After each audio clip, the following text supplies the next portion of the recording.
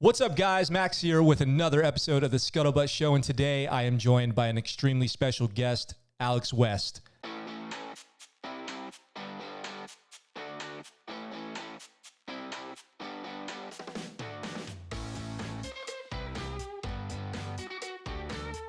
Alex West of One More Wave, United States Navy veteran. Alex, how is it going?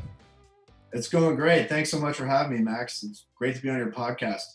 Thanks. Yeah, well, it's really great to have you. I've wanted to have you and the other guys from One More Wave on for a long time. I've known you guys for a while. I've volunteered and worked with the organization a little bit.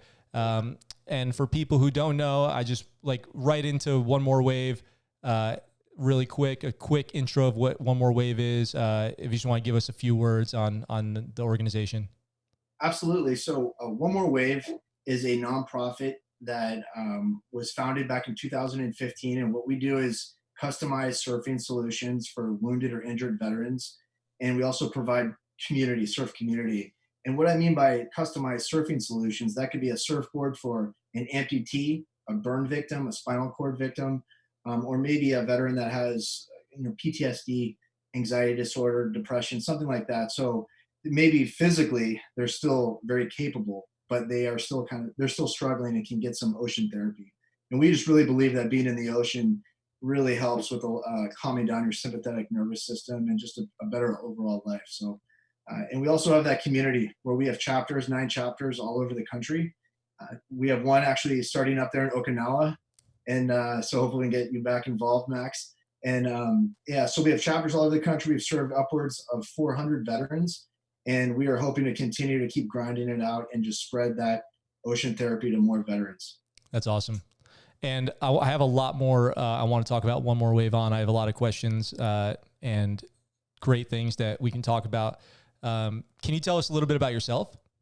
Sure. I was born in South Africa, and I was expat, and just like you are right now, Max, in Japan. But yeah, I was born to Americans in South Africa, and I moved to Cairo, Egypt also. So I spent my first almost 11 years in Africa, and then I moved to Kansas City, Kansas. So going from Africa to the most Midwest upbringing you could possibly have.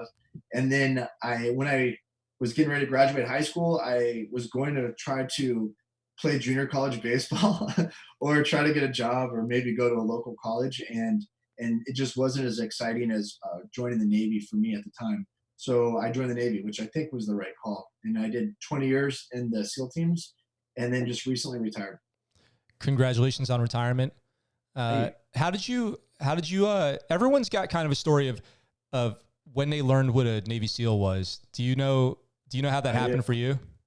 Yeah, so there I was on my mom's couch, and I'd just gotten back from Blockbuster, where I had rented the movie it was a new release. It was called Navy SEALs with Charlie Sheen. After putting that cassette tape and pushing play, my life was never the same.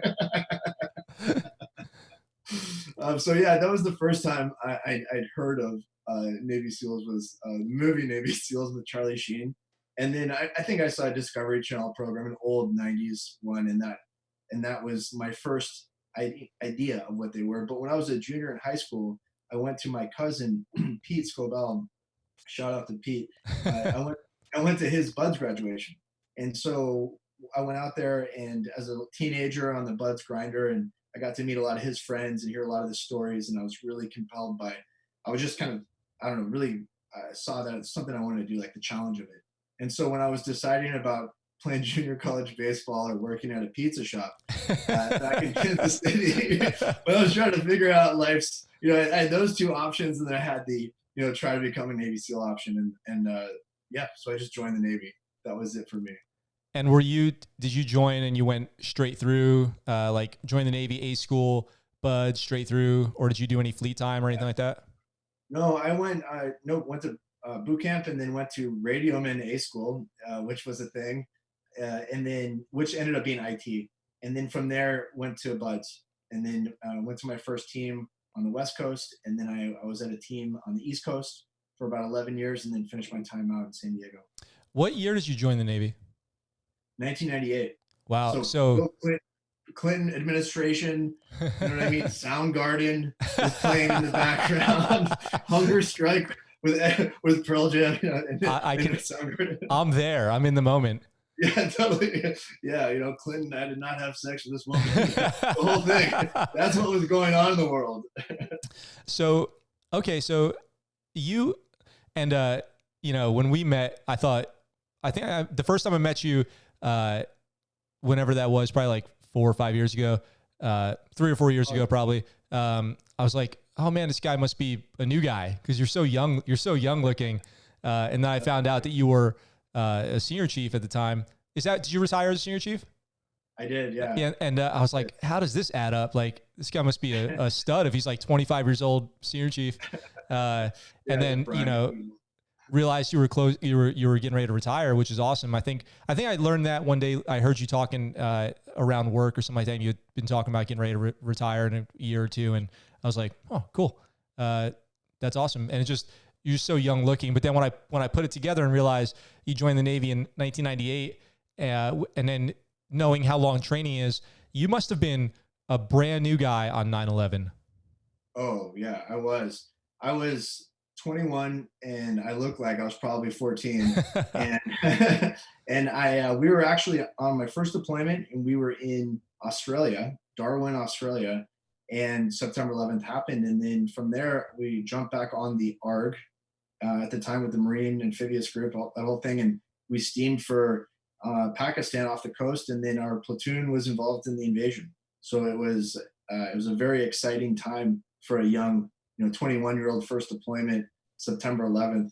So it was certainly, I was very proud of that. We didn't do much, but the excitement of it and it was awesome. Yeah, and if the people don't know a lot about the history of the Navy and the Army in Afghanistan in just after 9/11, the country was, you probably could, talk about this a lot better than I can, but the country was split basically north and south, right? Pretty much, yeah. You had the Northern Alliance, which was a faction of Afghans that were anti-Taliban, that essentially the U.S. government came in and backed to oust the Taliban. And so they were pushing down from the north and pushing into the major cities like Kabul and Kandahar and a few others. And where I was at was down in Kandahar, or we were at was down in Kandahar. And then for a full history of that, anybody could look up Operation Anaconda, right? Yes. Yeah, that's a great one. Yep. Yeah. And that whole era was an interesting time because, a lot of the stuff that we had in the SEAL teams was based off of Vietnam, if you can believe that, even in 2001. Don't get me wrong. Of course, there was combat operations and maybe Panama, Grenada, Desert Storm, but it wasn't anything really sustained. So a lot of the stuff, we were going in leadership and everyone didn't have any combat experience. So looking back on it, I look back at old pictures of our gear, and it's kind of, interesting to go down memory lane, but I remember seeing some of the gear and the technologies and a lot of the stuff we were doing. We were certainly motivated, but as far as and well-trained, but when it comes to being very current in warfare, I suppose, we were very new. And so it was a very exciting and interesting time. Yeah, I think I don't know, maybe because where I am, I'd say I was almost going to say it's well known, but it's probably not broadly known. The reputation that SEALs built in Vietnam, the men with green faces, Yes. The stories of patrolling barefoot at night into Viet Cong strongholds and or POW camps, and the tactics that were created then and the weapon systems and the SOG knife, the SOG knife brand was you probably know this. I recently learned was it stands for the Studies and Observations Group, which was actually created in Vietnam, but it was a program for the SF guys where they were allowed to spend money to procure and design their own equipment, and that was the Studies and Observations Group, which became the SOG brand knives that you get issued, and the idea of good things coming out of bad things when it comes to war is there's countless developments in medicine, technology, tactics, warfighting, aviation, ground transportation, submersible transportation. The necessity that's created by conflict drives incredible innovations. I know the idea of, because of my wife, I know the idea of post 9/11 trauma surgery has been revolutionized because of all the, blast injuries, gunshot injuries, other, combat injuries, falls, Humvee rollovers. The trauma surgeon or trauma surgery and prosthetics world has come a long way as a result of these conflicts, which it always seems to build a greater level of understanding of things out of something bad, which is kind of why you're saying tactics had been from Vietnam that you were using at that time, because that was the last major conflict. Right. Absolutely right. Yeah. Everything you said is spot on. And yeah, it was certainly, we looked up to all the Vietnam, I still to this day, all the Vietnam veteran SEALs. I have Rick Knepper at the center. Mike Martin, old Master Chief that just recently passed away, was at SEAL Team 3 when I first checked in. And those guys were, they are the real deal. And we always looked up to them and couldn't say enough about not just the SEALs in Vietnam, but just the Vietnam generation, which my dad was a Vietnam vet too. And I just always looked up to those guys. And if anybody's listening, thank you for your service in Vietnam. But yeah, with technology and everything from medicine, from my own small experience, just when I look at a picture of myself during the invasion to my last combat tour in 2013, in Afghanistan, I look at the gear, I'm just thinking, wow, that is light years. And that is everything you said. It was going back, there's all these civilian companies competing for contracts, and they're trying to figure out what you need, and you get them, you work with them. And the next thing you know, you've advanced so far ahead than where you were, that we advanced more in those, let's say from September 11th till now than I would assume since, I don't know. I mean, that's the equivalent of not fighting, 100 years maybe. I don't know, but it's that was total bro science, by the way. I don't know. But certainly the point being is that it's certainly everything you said, it advances technology. That's exactly what happened. It's also one of the best parts of being in the special operations community, in whatever branch you're in, for people who are thinking about making that leap or trying out or joining and going forward, is for example, the Army just got a new rifle, and I've been seeing in the Military Times, and something like that would be fielded out to every troop in the Army would be such a massive program of record, and it would involve such a long period of development and testing and contracting and fulfillment and supply systems, and it just really, really tough. But in special operations, you can kind of do more off the shelf, kind of figuring your own way in a lot of instances, testing a lot of new equipment, being the people who get the gear from the companies to test out maybe real world. Like you would get something on the battlefield, and they're like, here's some new gear, try this out. Let us know if it works, what we can do better. Just more cutting edge technology wise. And it probably gives you a good idea of how to innovate on your own, I would imagine.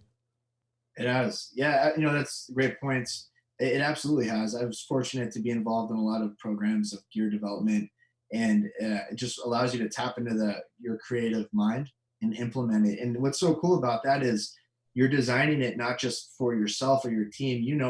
That particular, let's say, comms headset or pouch or magazine, whatever it might be, that could help impact the whole U.S. military. So in theory, you could be a small spoke in the wheel that's just turning out some really cool gear that in theory could be, certainly it's making the military more effective, but safer as well.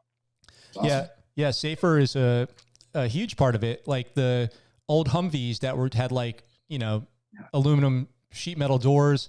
Right. And now you've got RGs with the giant thick V hull that can take a lot of different types of ID blasts and protect the people inside. Up armored Humvees, turrets used to have, open sides. And that's just one example of innovation. I remember in the early Iraq war, the call from parents back in the States to improve the Humvees because people were losing so many other kids to IED blasts or or Humvee rollovers. And it was because a lot of, like, I think, I don't know if it still stands true, but there was a while where Humvee rollovers was the number one killer of people in the Army.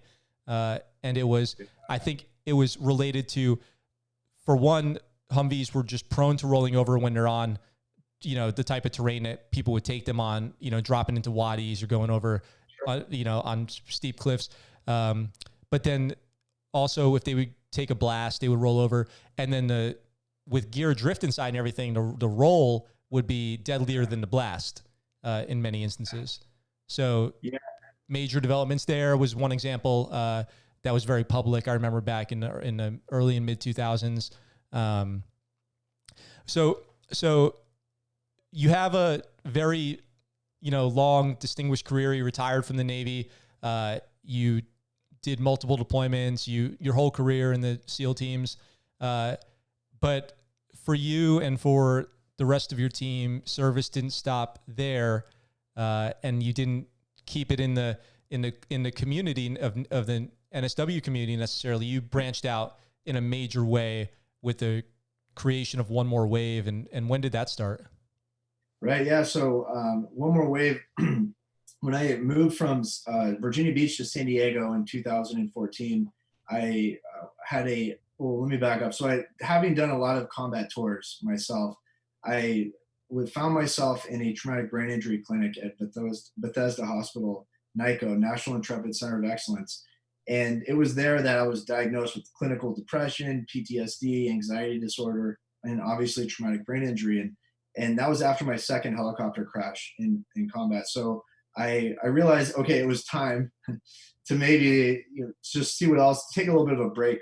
So I moved out to San Diego. And when I was in San Diego, my psychiatrist, Paul Sargent, told me, like, hey man, I know you like surfing. You should help out the Balboa Surf Clinic, the Naval Hospital, Balboa.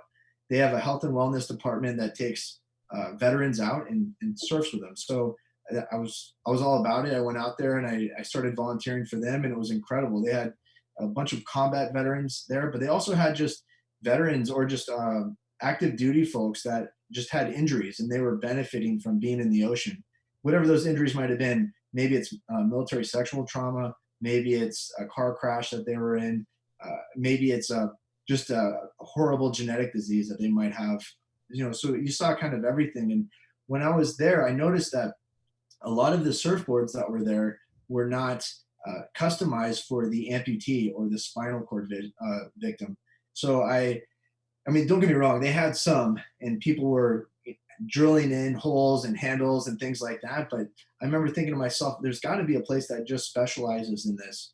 And I started searching around, and there was some really talented surfboard shapers that are able to do a one-off from time to time for some of these surfers, but there wasn't one place that just specialized in the surfing equipment. And other things I was having issues with, you know, I'd see an amputee maybe missing a leg, and they would on their wetsuit have a little right hand knot, you know, an overhand knot in it, and they're kind of dangling around. And I remember thinking, like, that's not good. Let's get them to a custom wetsuit tailor to make it all like perfect. So I had all these ideas floating around in my head, and then I started getting a little overwhelmed by them, thinking like, well, I don't know if I want to start just a nonprofit. I mean, I do. I like to say I do. It feels good saying it, but do I really have, I don't know, the balls or the want to just really get off my ass and do it? And so that was going through my head, and towards, so then now we're in 2015, about a year of volunteering for the surf clinic. And I was with a Marine who was young, in his mid 20s, missing his leg below the knee from Afghanistan. And it's a beautiful Del Mar day and beautiful Southern California day. And he had a huge smile on his face. And I looked at him and I was thinking, yeah, man, it's beautiful. Like, thinking that's why he's smiling. He's like, no, that's not why I'm smiling, even though it is beautiful. And I'm thinking to myself, well, it must be all my jokes. They're awesome. But I was like, so what, but the reality was, I was like, well, so what was, what are you smiling for? And he said, when I'm out here in the water, nobody stares at me as the guy missing a leg. And when I catch a wave, in the moment of catching that wave, I no longer have any more pain. And that was my aha moment. And I just thought, that's it. I have to start this. I have to help guys like him and gals like him. So I drove home. On my way home, down the I-5, I pulled off at a Borders bookstop, which was still they were still around back then. And I walked in and there was this huge nonprofit section. And I'm all motivated. I'm looking at all the different nonprofit books from all these incredible nonprofits, all these, professors of these major schools that have written books. And I'm looking at them and I'm pulling a few out and I'm reading them and I'm thinking, man, I don't know if I have it. I don't know. Like, I don't know if this is for me. Maybe I'll just walk home. And at the corner of my eye, the bottom of the corner, like the area where you would never, that's like the book that never sells, right? At the corner of my eye, I look down and I see this yellow book and I'm thinking, oh no, is it really? And so I pull it out and it's How to Start a Nonprofit for Dummies. And I was like, you know what? Fuck it. I'm going to go with it. This is it. I'm taking this. And turned around, went through the cash register, went home and sat down with a highlighter and a cup of coffee. And then that's how One More Wave started. That's amazing. I can see that yellow book in my mind, the yellow book and the black and the guy on the front is like confused. Totally. Yeah. The cheesy graphic. Yeah. There's this started while you still had a number of years left in the Navy. Yeah, it did. Yeah. So yeah, it sure did. I had about 16 years in, about 15, 16, or right around there, 16. Yeah. And there's the moment that you described, it really hit home with me because I was having a conversation with somebody else last week on the show, and we were talking about how the greatest kind of intrinsic internal motivation moments don't come from this idea of helping the world. They come from the idea of helping one person. And then it was Joe Musselman, and then he quoted we were talking about this, and he said, well, there's a Mother Teresa quote that she said, you don't have to help the world, you just have to help the person right in front of you. And then there's another Ronald Reagan quote, just last one to kind of drive this home, where he was asked by a reporter, what's the largest crowd he's ever spoken to? And he answered one, and the reporter says, well, that's not true. I've seen you talk to, thousands of people. And he goes, yeah, but you can't talk to thousands of people. You reach no one. But if you talk to one person, you can reach thousands of people. And it's really true because you focus on one person, you help that one person, and then that person goes out and, is better for it and can affect the world in a positive way. And then you just keep doing that one person at a time, which is what you guys are doing. And now you're up to how many people? 400. We're closing in on 400. Yeah, it's amazing that those are great quotes, by the way, and well put, Joe. Jeez. And, I really at first just wanted to help Del Mar Surf Clinic, just that handful of veterans that were there and that maybe could benefit from some customized surfing or surfboards and some wetsuits, and that's all that I was kind of thinking. I never thought that it would go bigger. And I don't know whether it was so that's where my mind was. But to answer your question too, I wanted to have a nonprofit that benefited all veterans. I didn't want it to be just, a certain group, like a special operations type guys and gals, or I didn't want it to be combat wounded. I just wanted it to be veterans. Our first veteran that named Chris Small, awesome guy, and his service dog, Sophie. Shout out to old Sophs, but they, he was the first guy that we made a surfboard for, and he came up, and I remember telling him, "Hey, you're our first guy," and he kind of had his head down and said, "Hey, Alex, I'm not a combat, I wasn't wounded in combat," and that was a moment. But seeing his expression, where he was so humble that he would not want to accept a gift from a nonprofit because he felt that he maybe didn't deserve it because he had lost his leg above the knee in a car wreck, actually in Okinawa back in the 90s. Oh, yeah. But it was just, he was so kind of like, I think that's such a testament to his character where he couldn't, sure enough, here we were like, we're going to make you bored. And the first things out of his mouth was almost, I don't think I deserve it. I wasn't combat wounded. And of course I said, well, fuck that. We're going to make you a board, man. Like, you do deserve it. You're out in the water all the time. Your stoke level's huge. You're a great veteran. That's, representation. And so from that moment, we never looked back. And it's always been, just get here, just be a veteran, just prove that you're in the military with a DD 214. And we've even had veterans, similar stories where they actually had other than honorable discharges for whatever reason. And a lot of them will say the same thing when we're interviewing them, say like, yeah, I don't think I'm worth it because I just, I don't, I was dishonorably discharged or other than honorably. And it's, you know what, fuck that. Don't worry about it. Like, are you a veteran? Do you benefit from being in the ocean? Okay, let's go ahead and help you out. Let's get you out there so that we can help improve your life. Because a lot of those veterans are part of the reason why they got in trouble in the military could have been from an injury or something that they did or combat that they experienced in the military. And then from there, maybe they turn to drugs and alcohol, and it spirals out of control. Next thing you know, um, you're kicked out, and then all of those programs and all those opportunities for help are now now they're unavailable to them. And so that's what's been cool with One More Wave is we don't report to anybody but our board of directors, and just doing the right thing. And so we and our board of directors are awesome. They support us, and so we are come one come all. As all you have to be as a veteran, and just that you are show us that you want to be in the ocean and you're looking for some to turn your life around through ocean therapy.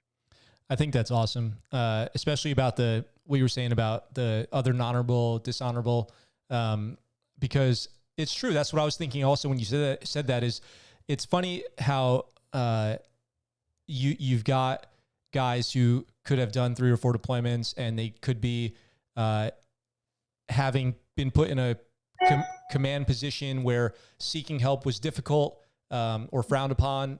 Those command climates exist throughout the military. Hopefully not in too many places, but the stigma of seeking help or taking a knee definitely exists in places.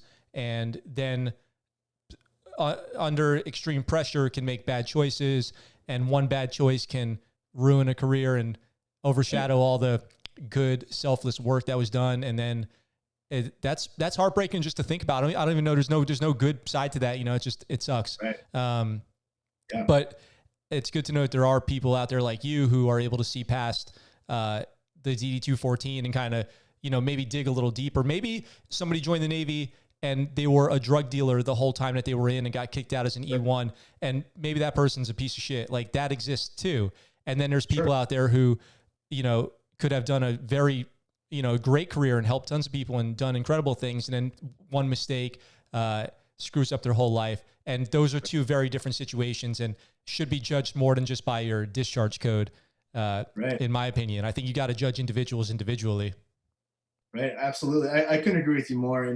And especially to any of the listeners that are interested in being a part of One More Wave, which we can go into later of how you do that, whether you're a volunteer or a grant, one of our team riders is what we call it when you get the boards. But, we all we're looking for is just proof that you're in the military and that, will benefit from being in the ocean. We're not looking, the only time we've ever said no to people during the application process is that they will actually try to, this doesn't happen all the time. This is every now and then, right? But they will try to think that we're looking for, just some, crazy awards and combat sort and this or that, like in order because they're more deserving of it. And we get some pretty hilarious stories sometimes just from where I'm like, wow, that could be a movie. But you need to call like Michael Bay, the director, not One More Wave. But yeah, and I won't share too many of them because it's just insert ridiculous stories, and we'll even come back and tell them, hey man, we're not. It's okay. You don't have to be a combat veteran. You just have to show, because at some point, we're so passionate about ocean therapy and we're so passionate about veterans. Those are like the 2 things that we kind of have to draw the line on. Like, okay, maybe one day could we branch out and help with, maybe kids with autism and all that. Of course, that gets talked about, but right now that is our focus, is just the veterans. And obviously, because we're all veterans that are in the organization, but that is our mission, is to try to impact their lives and hopefully impact veteran suicide is our big goals. And you don't have to do much. You just have to show that you're in the military. So if anybody's listening and you go to reach out and you go to apply, just fill it out and just be honest. And we're not looking for, you don't have to have some crazy stories. You could just have been, maybe you're an Air Force airplane mechanic on Guam for 4 years and that's it. And I don't mean that's it. That's a lot. But I just mean that that's the only requirement, is that you're in the military. So what you just said about the Air Force mechanic in Guam, I was gonna say one more thing about you were talking about serving all veterans and not just combat veterans. And then I want to talk about the mental health stuff that we were just hitting on. Is we had another guest on the show a couple times. His name's Jackson, and he in San Diego has a company called Black Box Safety, and he was a Marine.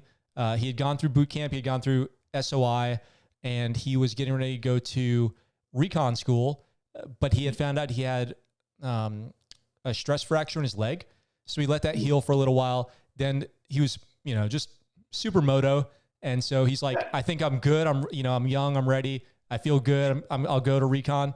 So he, in training on a ruck run, he was running and he ended up, that stress fracture broke. He ended up with an open fracture femur through his leg. While in the hospital, he got an infection. He had to have, I think, if this is not right, Jackson, I'm sorry. I think he had a hip replacement when he was just, like 21 or 22. And his career in the Marines was over and he was retired from the Marines. And he, on the first episode we were talking, he kind of said, talking to me, and I'm like, and I'm not a distinguished combat veteran by any stretch of the imagination. And he says, well, I feel bad because I never, got to deploy to Iraq or Afghanistan. And when I talk to guys who did, it's like, I feel bad. And I said, here's the way I look. And I've said this to other people too. And I said to Joe Musselman, and this is just my humble opinion on this, is I have no doubt in my mind that your character is not in question here. Like, if you didn't get hurt, you would have done deployments and put yourself at risk and potentially been killed or hurt. And I don't think that you should feel guilty about not having done it because you signed up to do it and you just got hurt. Like, there's people who do deploy and on their first day on deployment step on an IED or get shot, or take or on Bagram and get hit with like the safest place you can be in Afghanistan, get hit with a mortar or something in Iraq. It's I have no doubt that the person you are would have stepped up in that situation until proven otherwise. And so any veteran, whether you were a mechanic on Guam or in Lemoore, or you were a yeoman or something in the Navy, I have no doubt that if your ship had been in a collision, that you would have stepped up and done damage control, or if your base came under attack, that you would have taken up arms against the enemy, or if your base had been hit with like a lone wolf terror attack, like an ISIS inspired, homegrown, that you would not have taken up action to defend people around you. Or if you were at and I could go on, if you were at a restaurant and somebody came in to rob the place, that you wouldn't have protected the people to the best of your ability. Like, to me, it's all the same. You just happen to not end up in that situation as somebody else. Yeah, I couldn't agree with you more. And I've met a lot of guys and gals like that, that feel that way. And my only thing I would tell them is just kind of, get out of your own head. You know what I mean? I mean, you signed up, you did what you had to do. It sucks, especially for your buddy that you're mentioning. God, that's a horrible story. And just the injury alone, let alone the goals he had. But it's just, people, yeah, I mean, you signed up, you gave it a shot, it didn't work out. And that's just life. Maybe has, not to sound cliche, but it might have better plans for you. It might have other plans for you. Maybe, like you mentioned, people step on landmines on their first deployment or the first mission. People, I don't know. There's a million different things, and it sucks. But it's just a slight setback. And I will tell you this much though: at places like One More Wave and other veterans that are around, nobody's going to judge you for not having done any of that. If anything, they respect you. And that's where One More Wave stands on it. And the reason why where that's all we care about is just prove that you're in, because we accept you no matter what. And once you get in, you'll find out there's a whole lot of people just like you with those same stories. People that part of the reason why they're down on themselves is because of, they didn't do as much as they would have thought they could have done, or maybe they didn't have the opportunity, and then they turned to the bottle. And the next thing you know, now they're struggling. And so it's just and then hopefully you can find organizations or friends or whatever it might be that just aren't, nobody's going to judge you. And if they do, I don't know, man, just from a guy who, who ran a nonprofit and who was a veteran, combat veteran also, that those guys, if people are judging you, then I don't know, you don't need them in your life because I don't know, they're hiding something themselves. My 2 cents. Yeah. Yeah. Uh, so back onto One More Wave, you kind of talked a little bit about, I talk on the show openly about struggling with like, being depressed, needing kind of like not dealing with stressors well, especially after coming back from deployments and like seeing, some of the bad stuff that can happen in the world. It can be really aggravating, and not knowing how to deal with those feelings. Especially after, and this is not related to deployment, but a friend, one of my OIC mentor of mine was murdered in 2017, and our whole command, our whole team kind of took that really hard. And it's just like after all the stuff that we've been through, that happens in downtown San Diego. And like, how do you deal with those types of emotions? Like, what do you do on that day? I think I drank a bottle of Jameson. Right. Is that necessarily the best way to deal with your problems?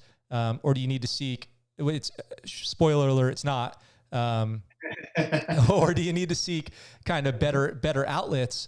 And how do you do that? And I've talked about like, going to talk to mental health professionals, going to like doing this show and talking openly about it, kind of voicing what's going on with you. It doesn't have to be in like a seeking pity kind of way at all. You just have to, it helps a lot to just kind of say how you're really feeling. And almost 100% of the time, you'll find out that you don't have to look far to find people who are feeling the same way. And then, voicing it always helps. Absolutely. So you had talked about coming out to San Diego and talking to somebody. And then that person connected you with the surf therapy. What is the idea of, well, let's start with this. What is PTSD? How would you describe it? Or how would you define it for people? Yeah. I mean, just from my own experience, it affects basically you have a nervous system that runs up your spinal cord, and your fight or flight, your parasympathetic, sympathetic nervous system. And what that's done, for people who don't know, I'll just explain. I'm sure everybody's like, we know, but it goes all the way back. It's just genetically, it goes all the way back to in your DNA, to where if you're a caveman and you see a saber-toothed tiger or something like that, you're amping, so your adrenaline now dumps. So basically, your nervous system taps into your hormones and your adrenaline system starts dumping, right? So that you can hear better, you're stronger and all that. So anyway, that's obviously your fight or flight, which everybody knows. And what happens under PTSD, that cycle, it has a hard time slowing down. So you can get disturbed by, let's say it's 4th of July fireworks are going off, and that could really ramp you up, or a large noise, or you're startled.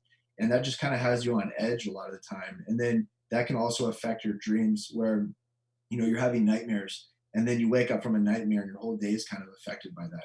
And what is kind of happens to a lot of veterans is usually they don't just have PTSD, especially combat veterans. They'll have several things that they're dealing with that only amplify each symptom. So the PTSD can then, lots of guys, and myself included, you'll start drinking a whole bunch, right? So now you're trying to numb that down, and then now you develop an alcohol problem. And then now you kind of have maybe that PTSD is developing an anxiety and maybe some clinical depression, because you're just amping, there's no way to get away. And then they're all just like feeding off of each other. And then you find yourself in a really rough place. And especially for also amputees, there's a VA study out there that any veteran that has lost a major limb, an arm or a leg, is 50% more likely to have clinical depression afterwards, because they've identified with being, let's say, a young guy or gal their whole life, being young and athletic, and then all of a sudden they're 23 years old and they're missing a leg. And so from there, though, it's 50% develop depression, and then from that, like 75% develop a alcohol or opiate abuse addiction, And then from there, the numbers are really skyrocket into suicide attempts and obviously finishing suicide. But so to answer your question, that's kind of what it feels like is you're just always on edge. You're really jumpy, and and you're very irritable. And I'm sure, I mean, if anybody out there is listening, start telling that if you're not kind of thinking about like, wow, I might have maybe something going on here, you're not alone. And I mean that. I know I'm not just some other guy on a podcast, or we aren't some other guys on podcasts talking about it. I really mean it from a guy who has been there, that it is a thing. You know what I mean? It is. If you see any of your friends having any of that, make sure that you're there for them. If they call you, that you're picking up, and making sure that and they know that there is a lot of ways that you can seek help out there, whether it's through the VA, whether it's, as you mentioned, Max, through like friends, sometimes just sitting down and talking to a friend, because we all know that really stubborn friend that won't say shit to anybody except for a couple really close friends that they'll let in. You might just be that guy that is going to be the guy that they need to talk to. So it's out there. You can have it. You can certainly email One More Wave, and we can help dial you into mental health programs also at admin@onemorewave.net. But it's a thing, and that's part of my goal recently has been to be somewhat of an unofficial advocate for veteran mental health. I mean, what I mean by unofficial, I'm not really an advocate. I just am a guy that am fortunate enough to know guys like yourself, Max, that are able to just get on podcasts and just talk about it. That hey, we're all dealing with this. Like, let's look out for each other. And it's no longer that old school mentality. You mentioned it earlier, where maybe you're in a chain of command that you just don't talk about things, or you just suck it up and you go, yeah, don't get me wrong, that has to be that way maybe when you're on deployment and you're in the Battle of Marja, and your Marine company is at the front lines. Yeah, that's the time where it's it can actually, you get in there and you have to get the job done because you're on the front lines. But now that we're no longer on the front lines, or you or one isn't on the front lines, you really have to open up, and so yeah, I kind of went down a little bit of a rabbit hole on a tangent, but it's a point that's really important to me, making sure that veterans out there know that there's lots of us like you, and there's lots of us like that want to help you. It's one thing to compartmentalize in order to get something done, right? So you have to compartmentalize feelings to get something done. But the idea that never decompartmentalizing those things and dealing with them is strength. It's actually the opposite. It's making you weaker, and right. Strength would be to go back into those, where you've buried those things, unpack them, address them, feel them completely, and in a way that's going to get you a resolution, so you can have kind of closure or acceptance, hopefully at least acceptance of these things that happened, so you can move forward in a positive way, which that to me is strength, is being able to deal with those things, hopefully close the door on a lot of them, actually, not just bury them, shallow, like a shallow grave of like really hardcore, horrible emotions. So that way you can be a stronger person for yourself and others going forward, and do more with your life after the fact, other than just never deal with these demons and never tell anybody and regress into cave, so to speak, where you never leave your house, you never can be social, you can never have good interpersonal relations, and never develop, good emotional intelligence, and never kind of get it together after those things. That's not weakness, but that's making you weaker than you could be. You could be stronger if you deal with those things and unpack them and talk about them. I couldn't agree with you more. Absolutely. That's well said. That, one of the most dangerous things, and I'm speaking from my experience, I did 15 combat deployments, right? So I basically lived in Iraq or Afghanistan, and I took vacations back to the States for a long time. And with that being said, I was my own worst enemy. And what I mean by that is, and I think a lot of people out there can probably relate to this, is as the deployments became more kinetic and we were seeing more, and as that was going up, so was my drinking, right? So, and a lot of that, when I think back on it, as it's ramping up, so is my drinking, probably to calm myself down. That's how I dealt with it. That's how we all of my friends in the military in my unit would, we would drink. And then, but the problem is that once you get all of those reps, you start getting all of those reps underneath your belt, then you can actually start continuing to do your job at like a 75%, right? Because you have so many reps, you're able to just, so with that being said, you're still performing. And if you are like me, you're Ubering everywhere. So you're not going to get a DUI, or you're drinking at home. So you're not going to get in a bar fight, right? So you have that going on, and you have probably a good work ethic. So you're going to show up to work on time every time, right? And so that particular person, if anybody's listening, you are your own worst enemy, because you have the reps, right? And because of your reps, and you have the work ethic, and because you're smart not to drink and drive, right? If you have those things, you are going to, at some point, you're really in for a rude awakening, because, as you know, yes, you're hiding it essentially, but as everything keeps going up, something will implode.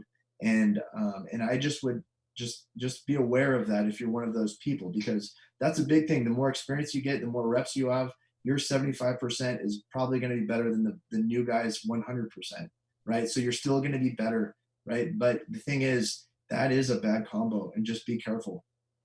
Yeah, you're describing me. I feel like I fit into that category of being able to perform highly at work, but literally only there.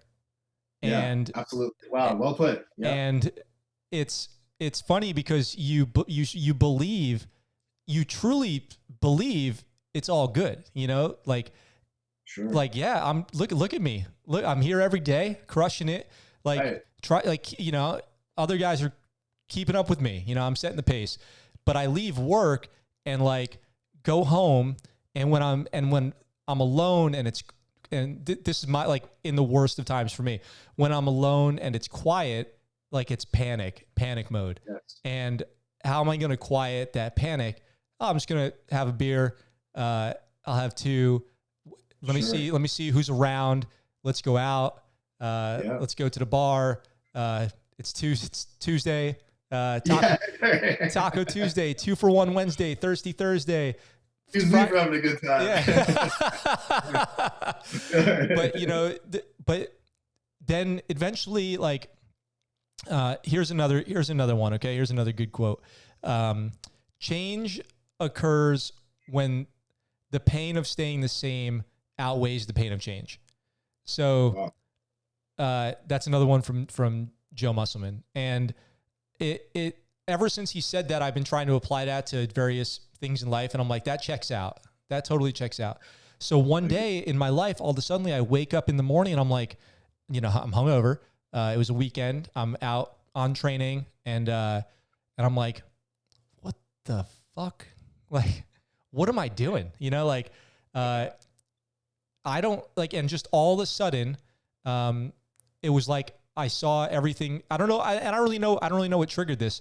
But it's just, all of a sudden I was like, well, aside from knowing that, like, I'm overdoing it, right. Being aware of that, but literally it has no consequences because I'm smart. I'm still doing good at work. What's the problem? You know how to get away with it. Yeah. So then I'm like, what am I? And I just didn't want to do it anymore. I just had no desire. It was not doing anything. It was not making me better. I kind of asked myself the question, like, what do I do better if I drink? And and the answer is nothing. Karaoke, maybe karaoke. I don't know. Yeah, for me at least. Yeah, that's true. That's actually spot on. Definitely karaoke. But like in my life, like, how is this moving me forward at all? Aside from being a crutch, and it's not, and it wasn't, and I didn't quit drinking or anything. Like I still have a beer or whatever. For me, like, I was never like addicted to alcohol, but right. You definitely can abuse it in order to self-medicate, and at time, and that can be really damaging to your life. So if you fit that high functioning, especially, here's another thing, Alex, maybe you can, let me know if this rings true to you. What's normal in the military is not normal out of the military, as far as like social drinking partying goes. Like Absolutely. Once I was out and associating with like civilians who had never served, maybe their normal is and my normal is really different, Right. really different. Absolutely. Yeah, I couldn't agree with you more. I after the military got into business, working for a company, and the only other guys that were at my pace were the other veterans, and they all, I think we just kind of all came together and we would party. I'm 6 months sober now personally, but I certainly have had my moments in the past. But you're right, that's something to be aware of if you're a veteran who's out, and I'm sure if you can catalog that and be like, huh, do I party as hard as my civilian buddies or my coworkers? Who knows? Maybe you do. Maybe you work at a brewery and it's always like, lollipops and gumdrops and people are slamming beers. I don't know, but like I would say, just be aware of that. That is a thing. That is exactly what I noticed. Also, it's not always Frogman Friday. Where in the Navy and the SEAL teams, we used to call that pre 9/11, where we used to do like a run swim, and then you come back and there was a keg at work, and then you would all start drinking around noon, and that was our Fridays, right? So that's as far as I know, I haven't had a job outside of the military that's what you do. Start day drinking on Friday after you're still like dripping sweat from working out. So, yeah, you're spot on, Max. That's certainly a thing. And what I would say, some things that I found, like I mentioned, I quit drinking for myself, and that's just because, I was having a hard time reeling in everything I had, so that was the first thing to go. And I'll be honest, that was one of the best things I could have done for me personally. And that's just speaking from a guy, like when you were mentioning having a couple beers, that was me. It would be like, come home from work, have a beer or two. Okay, I'm going to go on the grill. I'm going to, flip some burgers for my wife and I. Of course, you have to have a beer doing that. And then I come back in, and then, next thing you know, you're having a beer with dinner, and then you're watching a show, and then now there's a six pack, right? And that was me on a Monday. And so I had to reel it in. So there's probably people out there that might not apply to you, but for me, that's what happened with me, and that was the best thing that happened. I would recommend other things that you can do if you're kind of shying away at first with seeing a mental health care professional, which I think is, the only second to quitting drinking. If you're really struggling, I would say mental health care professional is the number 2 thing. But if you're still kind of leery with it, which I would recommend not being, but if you are, there's things you can do. Meditation has been really big for me.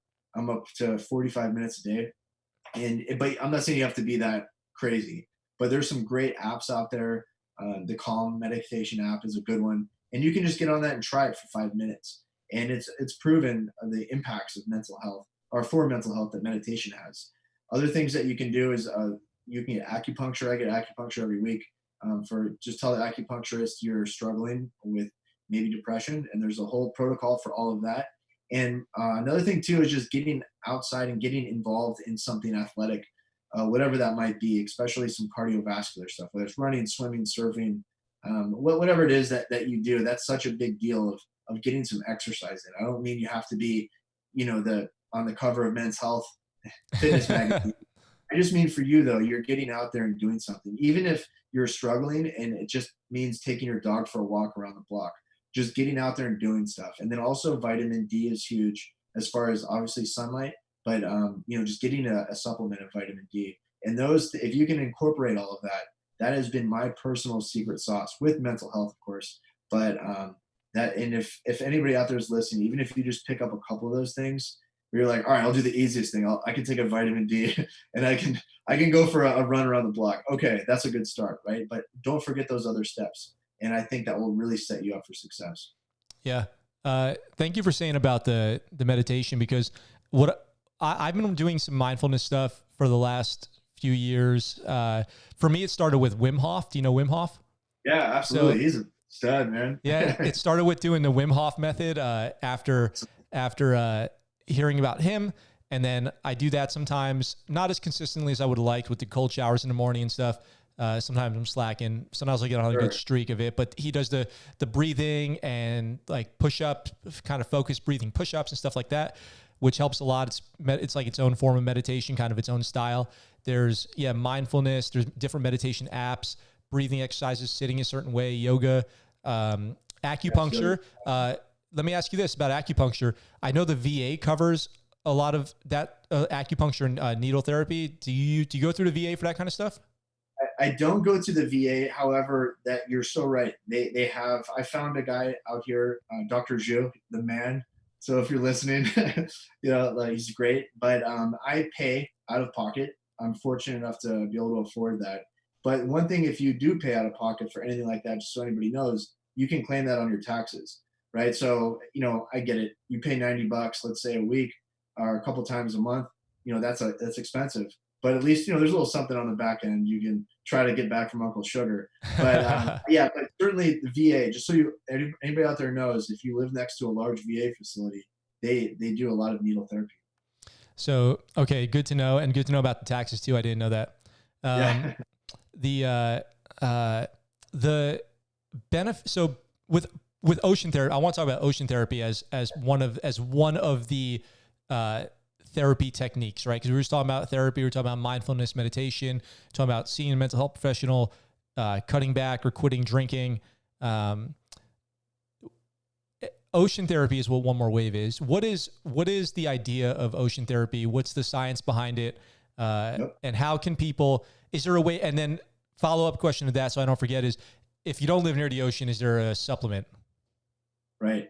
Well, I'll answer the last question because I'm right now in Nashville and I jumped into a river the other day. Froze my ass off. But yes, there is ways. I'll get to that. But so ocean therapy, essentially, when getting back to what I was mentioning about that sympathetic nervous system, so you're on edge, right? You're that guy or gal who's just on edge. You freak out all the time. Not all the time freak out, but you're certainly not you're not the same person you were than when you first joined the military, right? So you are on edge, and that's just your sympathetic nervous system just firing. And the thing is, it's locked in that system, right? You have to start doing things that will actually relax it a little bit. And by surfing, getting in the ocean, I mean, I've always felt better coming out of the ocean than when I went into the ocean, right? No matter what, we believe at One More Wave that the ocean just has all of these incredible properties of just not, bear with me while I go on a little hippieism here, but just the energy of that ocean connects to the person, right? And so that's why next time you go in the ocean, even if you've had the best surf day or you're just swimming around, or maybe it's the best surf day ever and you're wiping out on every single wave for some reason, maybe because you're hungover. Just kidding. But like as you're coming out, just recognizing your body, like, wow, how do I feel compared to when I came in? And I guarantee you'll always feel better coming out. Now back to the sympathetic nervous system. When you catch a wave, you actually find yourself in a state of flow or a flow state. And you can hear people talk about, skiers can talk about flow states. Any hobbyist, a baseball pitcher who's in the zone and he's just striking out everybody. He's in a state of flow, right? Everything is just, it's all he's thinking or she is thinking about is that act of whatever they're doing. So when you catch a wave, and albeit maybe only for a few seconds, let's just call it 10 seconds, and you're riding a wave for 10 seconds, the only thing that's going on in your mind, the only thing that's happening in the world is what's going on the face of that wave. And what that does is that actually releases tension on breaks the cycle of that sympathetic nervous system. And so now you've taken a little bit of a break, right? You've taken a knee, your sympathetic nervous system's taken a knee because it's basically allowing that flow state to happen, right? So, and afterwards, every time I've ever seen somebody, especially when we surf One More Wave, and you see a guy or gal come out of the water after they caught a wave and you knew they were struggling, they'll come out with a huge smile on their face. And I mean a smile that's not just like an awkward smile, like a primal little kid smile. You know what I mean? Where it's like you're not faking it. You are just so happy that you just basically, obviously you caught a wave, but it's deeper than that. It's the fact that you've actually broken up that cycle in your mind. And now that's happened once. Okay, great. And then you do it again. And next thing you know, maybe you've done a dozen waves in a surf. And now you get into a protocol where you're doing that. You're surfing 3 times a week, 4 times a week. And then now you can actually, I've seen it with my own 2 eyes and I've experienced it myself, that you get into that rhythm of getting out there and breaking that nervous system down. You're actually like really going to be living a nicer life, and you're not going to snap as much. And of course, I'd recommend, back to the mental health, you get a professional in there that can help guide you through a lot of that. That's the best, right? With, augmented by ocean therapy. But for any of those people that, aren't close to the ocean, okay, that's fine. Just find something that will allow you to get into a flow state, whatever that might be. It could be mountain biking, fly fishing, I don't know, running. Some people experience that just running, but just find something that's outdoors and somewhat athletic. And I really am a true believer, and that will have the same effect as ocean therapy. It's just a matter of getting out there, getting something athletic going, getting your mind where there's nothing else you can think about but, that ski run, or I'm going to keep going back to the ocean, but back to, that wave. And then especially for us at One More Wave has been the community also. And I can talk about that more, but that's one huge surprise for us that we would have never thought in a million years about the community of One More Wave. Actually, do you mind if I just kind of talk about it? Go for it. No, please. Yeah. So what was kind of interesting when starting One More Wave, I thought it was just going to be about the equipment, right? So the boards, and then over time, I thought it was just going to be Balboa Surf Clinic, and then next thing you know, it started growing, and then we started getting more help, more people volunteering like yourself, and thankfully we had that big Starbucks did a documentary on us, and it really propelled us. Very fortunate with that. But as that was taking off, one thing we started noticing was all of these vets started asking us where all the other vets were. And I knew that there was all these incredible surf clinics up and down the California coast. Operation Surf is one up in Central Coast, awesome program. Jimmy Miller Foundation up at Camp Pendleton, awesome program. Access Surf in Hawaii. Anyway, I'm giving all these shout outs to these great programs, but we're all kind of in this together. But they had these incredible programs. However, they were only capable of maybe doing those weekly or monthly, because that's a lot to organize. And so our veterans started actually meeting up on their own together and surfing together. And then we started catching wind, and we started this Group Me app, just a free app you get, and we put everybody in their own sections of the country. So let's say you're from Pismo Beach in California, there's a whole crew of Pismo Beach surfers in your little chat room. Or maybe you're in Sebastian Inlet, Florida, or maybe out in Oahu, whatever it might be. And the coolest thing is, over time, we started noticing that they were just reaching out, like sharing surf reports. Some guys, wheelchair bound guys, were like, hey, can I get some help in the water tomorrow? Yes, of course. Or, maybe a guy who's starting out, can anybody give me a surf lesson? And so that started happening. And then we developed chapters. Now we have 9 chapters across the country, one getting started in Okinawa. And we couldn't be more so. We have a wake surfing chapter actually in Texas right now, which I would have never thought. And we as an organization would have never thought about these communities popping up, and it's incredible. We have an all-female community in Massachusetts. You know what I mean? Like they're as tight as you can tell just by looking at their chat threads, supportive, all of this stuff. It's just very humbling. And the big thing is, we would have never guessed that could have ever happened in a million years. And it was our team riders, what we call them. They actually did it themselves. And that just goes to show for veterans out there, the need for community, right? So maybe you're not a surfer, however, but that example just shows that I guarantee if you talk to any of them and you can just look at the threads, that they are way more stoked and way more fired up in this community outside of the military with each other. Because there is something about being a veteran that you have some shared experiences, and maybe those are the only people you can talk to in some respects on some things. So just community's big, and make sure that you're not just grabbing that handle of Jack Daniels and you're just in your house thinking that that you're not good enough, because you are. Trust me, from my own experience, and from 400 of our One More Wave veterans, I guarantee you talk to any one of them, they'll tell you that it's just better with community, and it's better just getting out there and and doing something with your life. So let me think about this for a second. 400 people that you've created boards for. If you take that 400 people, let's assume conservatively, each of those people have one close friend or family member that is involved in the surf with them, in surfing with them. That's 800 people. Then you've got your crew, which is a handful of people. Then you've got all sponsors and supporters and board shapers and people you get the wetsuits from. Let's say that's another 100 people, maybe. Sure. Totally as a team. So that's like 1,000 people. And then everyone who supports One More Wave grows from there.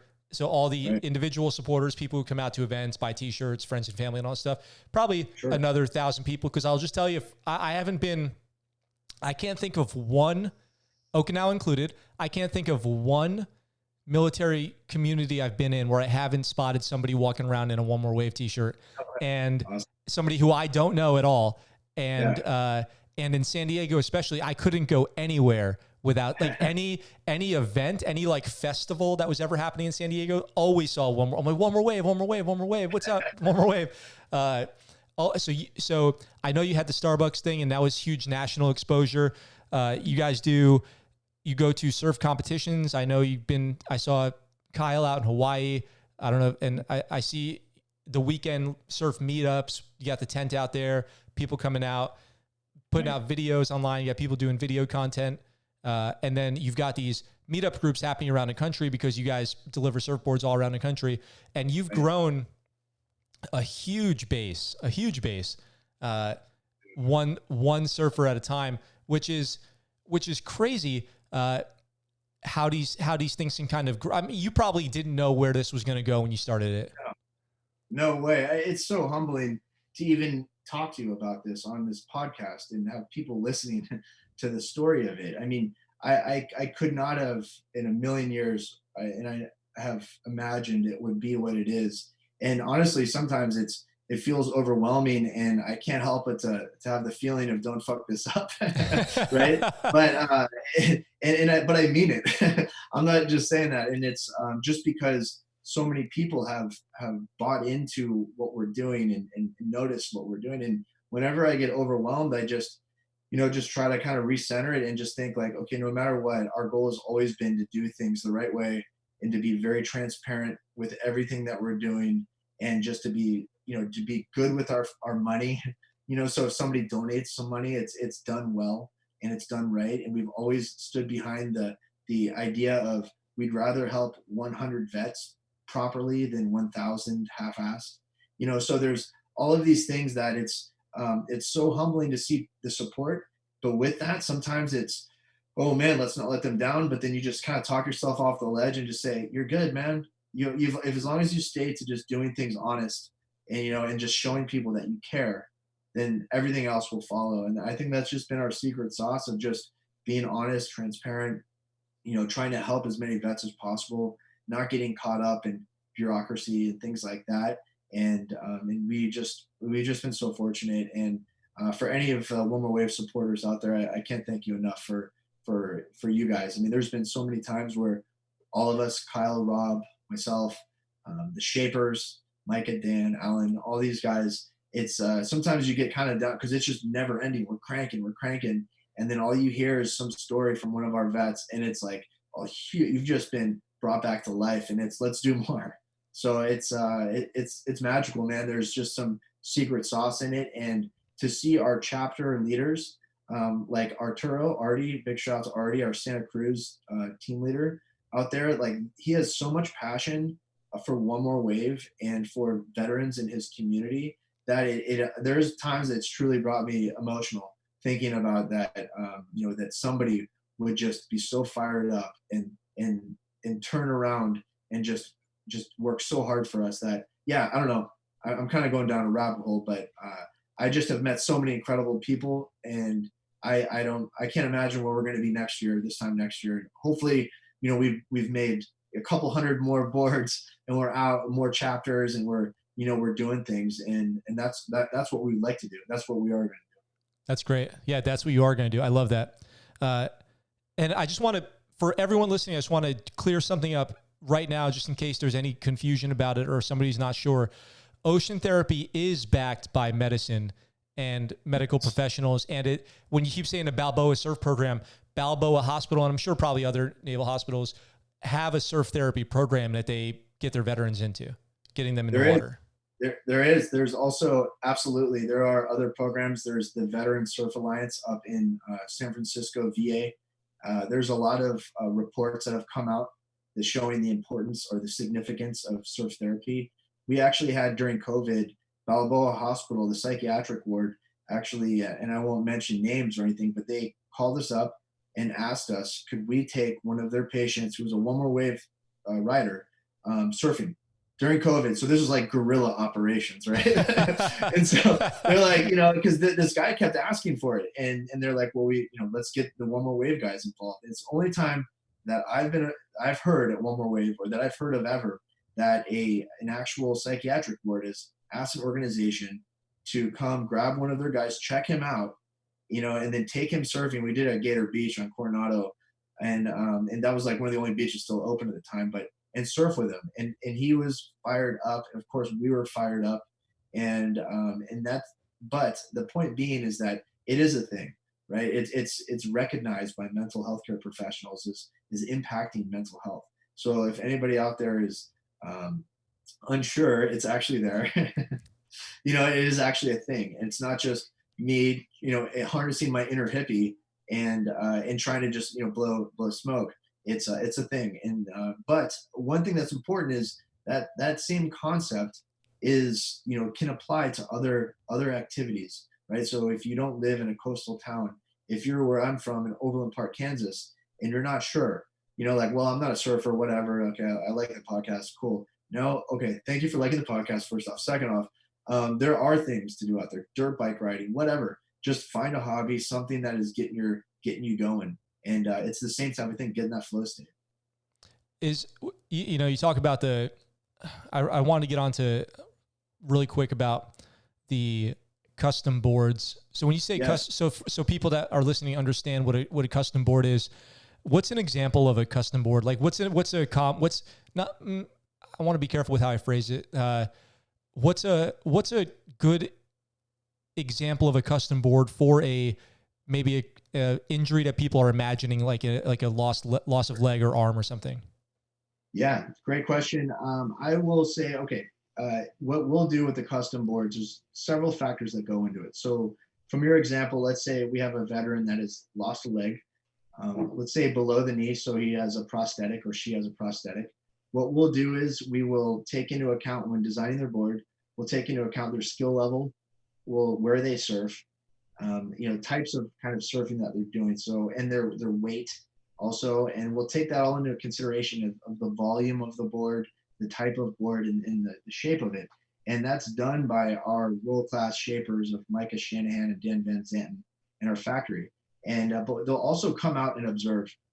We have lots of boards that we've made that are designed specifically for amputees, and we'll bring those out and we'll assess that particular surfer, video them in some cases. Our shapers will observe them, and then from there we will adjust the design of the board for their legs. So if it's a prosthetic, let's say, we might reinforce the deck of the board or the top of the board. So when he jumps up and puts his foot down, that titanium leg doesn't go driving through the board. So we'll make that adjustment. And the fins that are beneath of the board, for those who don't surf, we will actually bring those fins closer to the center of the board a little bit, just because that particular surfer isn't able to shift his weight up and down on the board. So those are just some like characteristics. I can nerd out and go down some real deep rabbit holes, but that would be some examples. So we're doing some hardware and design changes for that board, because our goal is to get those surfers in as many waves as possible. And another thing that we're looking to do is help them progress. We're not going to be just happy with, here's a foam top surfboard, which we do that as well, and just get on the board and cool, you've got it, get a t-shirt, see you in 5 years type thing. It's okay, we check back up with each one of our veterans 2 times a year, and we will, if they're progressing, we've made several boards for a lot of veterans. One of my heroes is a guy by the name of Dan Kanassen, who's double amputee above the knee, and he started out with us, just kind of starting out with surfing, and now he surfs double overhead waves in Indonesia. For any of you who aren't surfing or aren't surfers, Indonesia is one of the prime locations in the world, and those are some of the heaviest waves, the huge waves. Double overhead's like, it depends on where you are, but it's huge, especially when you're laying down on the board. And he's able to do that and do it really well. And it's because we pushed him. Well, it's him being a badass, but it's also we wanted him to push himself with these designs so he can get performance out of it. And that's how we're able to have had a world champion in the adaptive surf championships this last year, and third place finisher also. That's not, it is. It's incredible and huge motivation for all of us. But And that's not just our, we're not here to turn out world champions, which is incredible, but we're here to just push that surfer. Maybe they just started out, not really knowing how to surf, and they start out with a foam top, which we provide them with. And then over time, they can graduate up into a more customized board, more higher performance. But what we also do with the actual boards is, on our custom boards, we do art therapy on them, right? And that's something that I learned when I went to NICO at the Traumatic Brain Injury Clinic. They had an art therapy kind of session that you do where you have a therapist and you go through and you create art, of course. So I wanted to bring that into One More Wave. And so I want those veterans to design that board exactly how they want it designed. So if they want their favorite football team logo on there, they can have it. If they want a mermaid on it, we'll do a custom graphic design of a mermaid. If they want, we had a guy, pictures of their family, of their units, pin lines that we had one guy that wanted almost like a muscle car with all these crazy pin lines. We had that all taken care of. So we're able to basically make it look exactly how they want. And why that we want to do that? It's because in surfing culture, just like lots of different cultures of sport or hobbies, if you go walking down the beach and somebody will stop you and say, "Wow, man, that's a pretty board. Tell me about it." And so that moment of having that like pride of, I designed this board, right? Like I wanted them to put my favorite football team logo right here. This was our unit logo down here, and just be beaming with pride because it's ownership and it's theirs. So not only is it customized to their abilities to make them a better surfer and to get them in as many waves as possible, but it's exactly how they wanted it. And then that's kind of our secret sauce. We do other things like custom woodwork that we put into the boards, but we've even put in like 50 cal brass pieces into boards, a Marine Corps globe and anchors into boards. It basically, if you think it up, we pride ourselves on breaking trail on surfboard design and performance. And that goes for anywhere of any surfboard manufacturer in the world, even not just for adaptive athletes. I got the goosebumps. Got choked up here. They're talking about the art. When you said somebody's walking down the beach and say, "Hey, that's a cool board. Tell me about it." Like that hit. That the art. Well, the art's incredible because I've seen a lot of it. The art's incredible, amazing, like top tier, professional, incredible art. The boards are customized in every conceivable way, down to the needs of the rider. It's what you guys are doing is so amazing, because you could have, if you had just shipped a surfboard to a veteran, it would still be cool. It would still be like, One More Wave is getting veterans in the water with surfboards, but but that's not what you're doing. What you're doing is you're addressing the person, Yes. really who they are and what they're about. And that's really powerful stuff. You are giving them something that they can, and in a lot of cases, I've seen many of your boards with the art is a representative of their military career.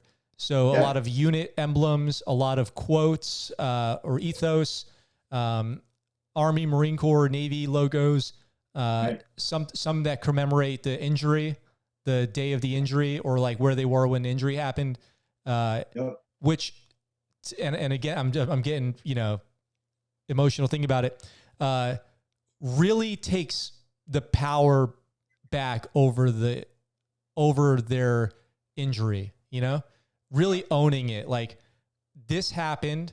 This is my badge, that I carry now, and I'm going to ride this wave on this injury. Like, I got hurt, and fuck that. I'm going to ride that injury on this wave and feel better and do better and overcome and take, my bad feelings, my bad days, and turn them into good days by going out and getting in the water, or even just looking at the board, because it's art, because the board is art, with what you guys are doing. You got to go, if you're listening, you got to see this to understand what we're talking about.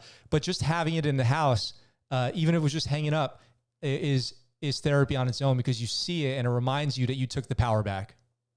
Absolutely. Yeah, no, I mean, having that board the way that you want it we have realized is a huge part of the magic that we're trying, because I know just from my own experience of having a custom board, that how good it feels that a surfboard shaper took the time to listen to me and make it to my specs.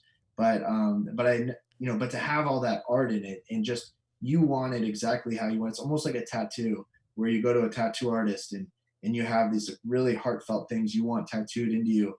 That's how serious we take it, and we want that veteran to express themselves. And it's been incredible to see that happen. And for any of those other veterans that are listening, and if you're not sure, because we get this a lot too, where people are like, well, I didn't know if I was worth it or whatever, if I should have applied. Well, you know what?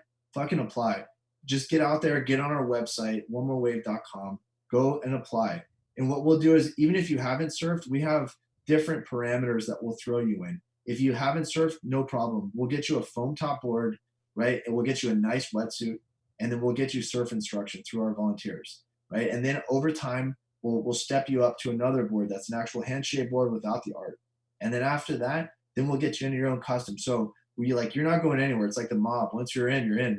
And we're gonna be outfitting you, right? But don't just sit there as you're listening to this and think to yourself, I don't know, man, I don't know, I was never wounded in combat, or I don't know if I'm worth it. No, you are worth it. And that's why we're here. That's why we have such incredible donors that donate the money, because they know that we're going to use that money, well. We're not going to blow it on stupid stuff. We're blowing it strictly on the veteran. And they want that money to make that just incredible board for you. So just go ahead and apply, because we will get you there. You don't have to be Kelly Slater, world champion surfer or anything like that. You could be just, a guy that is just, I don't know, that sounds cool. I've never surfed, or I did it once and it was horrible because I didn't have instruction. No problem. We have you. Just take a leap of faith, right? And just take a leap of faith. We're on every coast in the U.S. and now in Okinawa, right? We're in. We also have veterans in Guam, Puerto Rico. So we're all over the place, right? So if you need surf instruction, we actually have over 1,000 people that are signed up to be volunteers. And in those volunteers, there's a lot of different things. A lot of them are surf instructors, right? So you could find yourself in the most obscure place in the U.S. on the coast, not thinking that there's any way we can help you. And you'd be surprised we could have a surf instructor there that's cool, who's been vetted by One More Wave, who we know that person's actually like a nice person that's not going to, that's going to be a good instructor. You're going to get outfitted with all the equipment you need. So the only thing holding you back is you. Maybe another way to look at this is if for people who are still on the fence, because no matter how much encouragement, if somebody doesn't feel deserving, they won't apply. Right. But maybe another way to look at it too is since we're talking all, I don't know. I don't know if you heard it. My ankle just cracked. I have to be so careful now. Whenever I move my body, my knees and ankles crack so bad whenever I'm recording things. Dude, join the club. Maybe another way to look at it is, since we're talking about community and we're talking about how people, all around, you have all these locations now where people are, is if you're on the fence about applying for One More Wave, remember that, or from what it sounds like, and Alex, correct me if I'm wrong, once you're in the community, there's ways to give back. So yes. Maybe you get in the community, you apply for a board, you go learn how to surf, you start going to these meetups. There's ways you can get involved and help the community out. It can just be another thing that you can be a part of as far as a social networking group that's good for your own mental health, because you're meeting other people, other veterans, you're openly talking about whatever you're going through. It could be anything, right? Like once you're out of the military, if you apply for One More Wave and you go in there and you get a custom board for, to help you surf with whatever you're dealing with, you go to these events. It could be like, yeah, well, I just got divorced too. And, I just this is really helping me get out back into the world. What can I do for you guys? Who needs a ride? Who needs, I bake, yep. Maybe, I can bring something for lunch, and I can help set up these tents when we have these meetups. And, I'm guessing that there's lots of ways to actively be involved in the community. Yeah, tons. There's every tribe's got 100 different jobs, right? So once you get into our tribe, it's how you want to be a part of it, right? But we have everything from, as you mentioned, helping guys or gals get into the water out of their wheelchairs. And some of those people that help to show up they just show up and they never get in the water.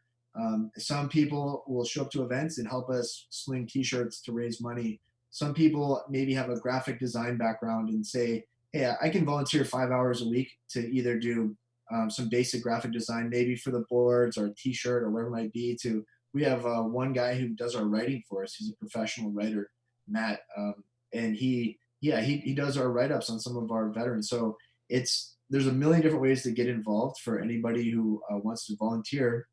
To include some of you out there that are on the fence of applying, which that happens a lot, but I will say, if you are on the fence, just go ahead and apply and get in. And we have basically all of our chapters that have stood up, all of the 9 team leaders, they're all veterans, right? They all started out as our team writers, right? And now they are, they have a leadership position within One More Wave, right? So I would just say apply. Sure, you can also apply to volunteer. And but once you get there, you get some newsletters and all that, kind of keep you in the loop. We do a third Saturday at all those 9 locations every third Saturday. Bear with me on this one because it is COVID, right? So a lot of beaches are shut down, but up until recently, and once beaches open back up, every third Saturday we do a surf in all those 9 locations across the country. So then you can just show up. Maybe you're just helping guys get in and out of the water. Maybe you're just setting up a coffee stand or the tent.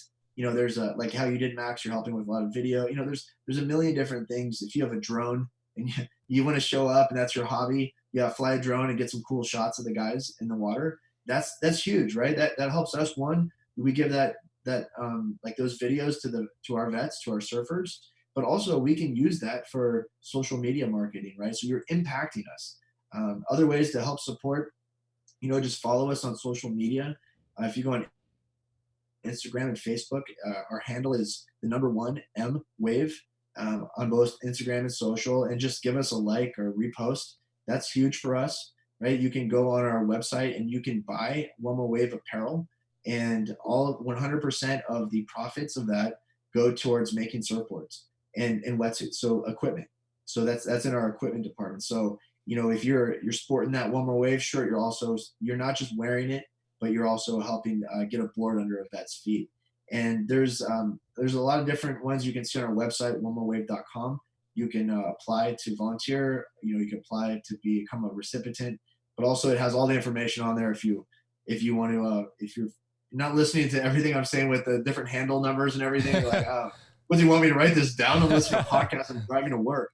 But I get it. Just go to onemorewave.com and it's all of that info is there. Do you guys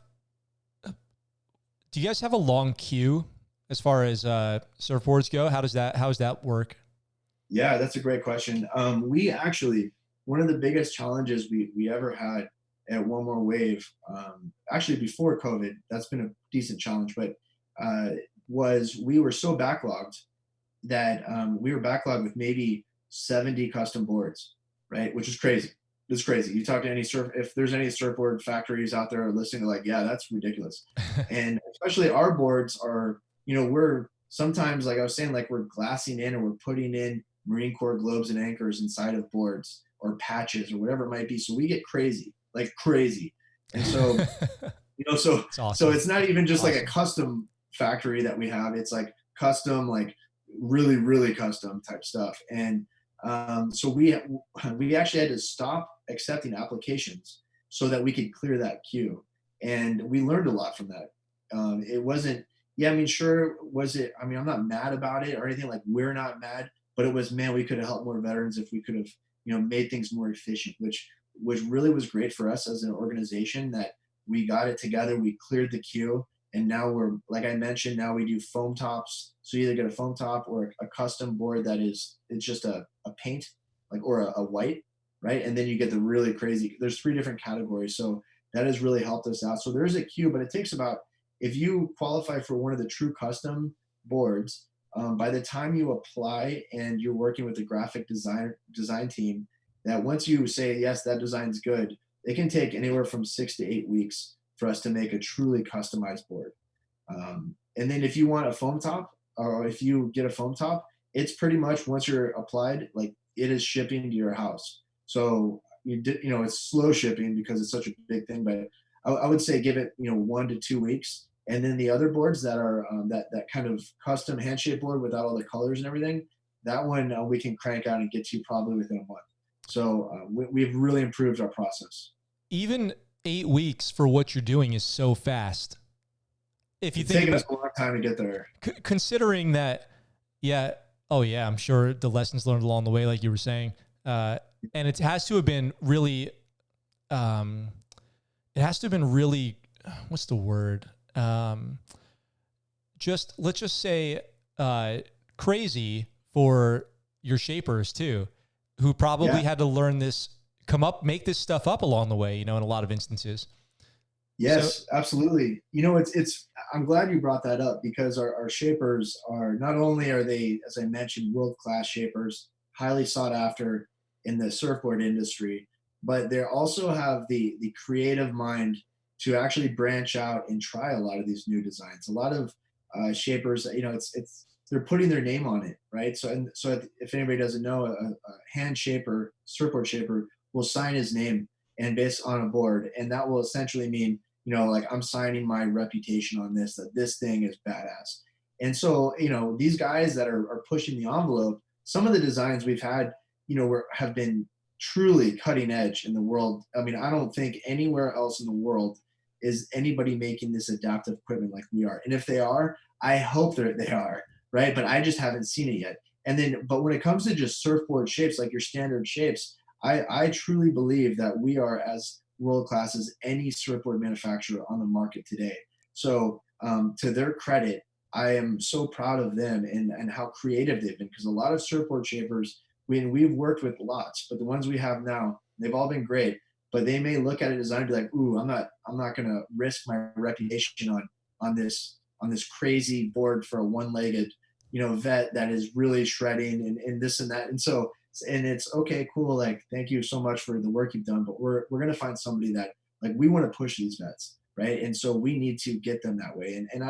And that's where I think maybe in the future, where we can help other surfing organizations that are not veteran based, is that maybe with our designs and sharing the knowledge that we have with all of this different, these designs we have, which, we're never going to make it proprietary or anything like that. It's just a lot of research and development has gone into these boards. It's not just, all those small little characteristics I was talking about, the fins and the, and also reinforcing the deck of the board so the prosthetic guy doesn't cut through it with his foot or his prosthetic. But, that's one example of, maybe 30 different examples we've had over the years with different veterans. And we don't take it lightly. Like, we take it serious that, okay, great, did that work? No, it didn't. Don't feel bad if it didn't work. That design, like, let us know. Okay, cool, let's get you another board. And kind of to your point also with the custom boards, I know, and thanks for saying how beautiful they are. And but I will say this much: if any of our veterans are hanging their boards on the wall, it better only be until the next time you surf.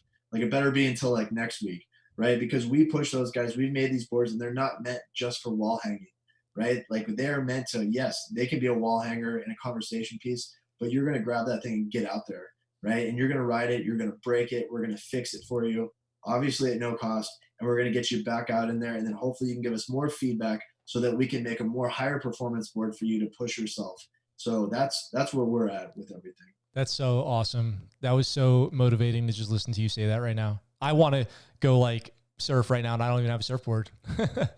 Well, I'll tell you what, once that I'm going to put you in contact with Mike, our Okinawa chapter team leader, and he's a good surfer. You should go out surfing with him. We're going to be sending out some equipment here in the near term so that he has, like, some boards to provide guys.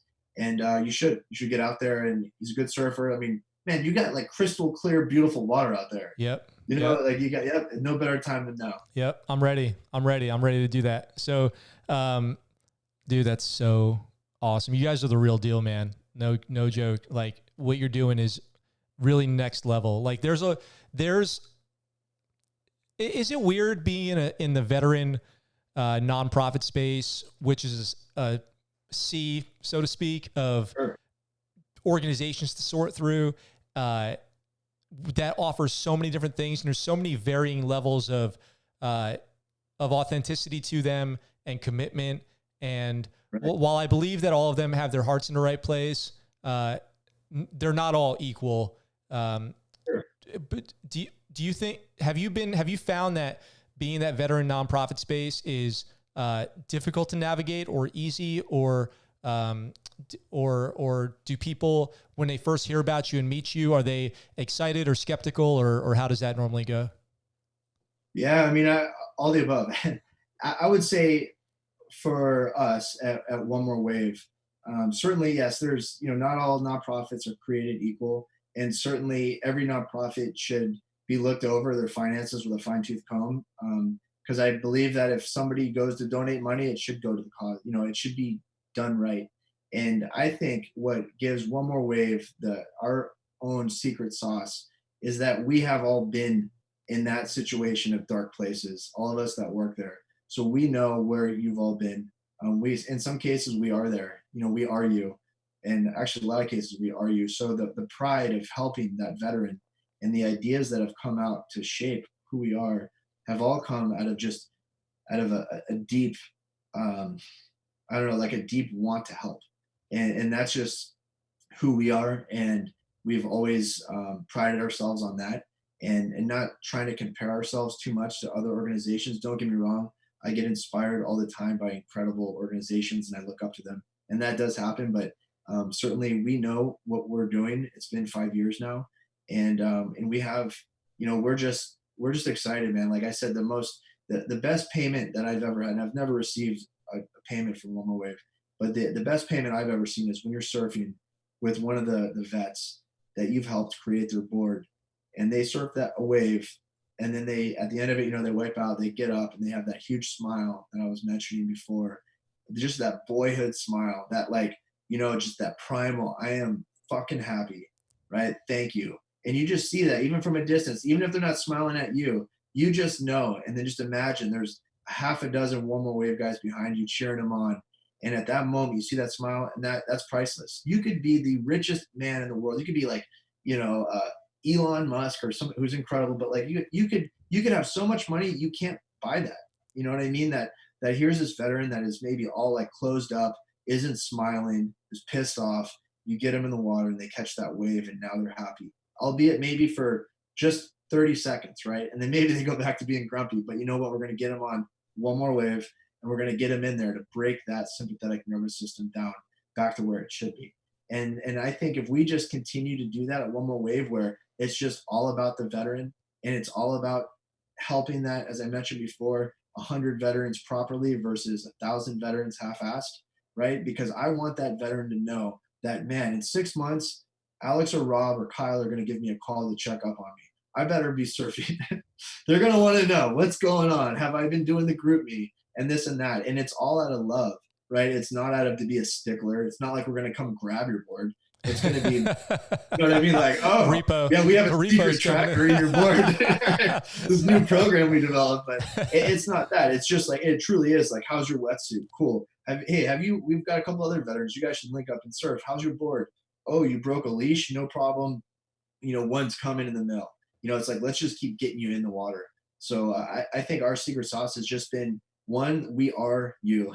We are that veteran who struggles, and we take and have channeled that energy to get it back into that community. And that's why I think we have been successful is, we've had our hiccups. Like I said, we had a 70 board queue. We had to get out, we had to stop production. And that was a learning thing. We're better for it.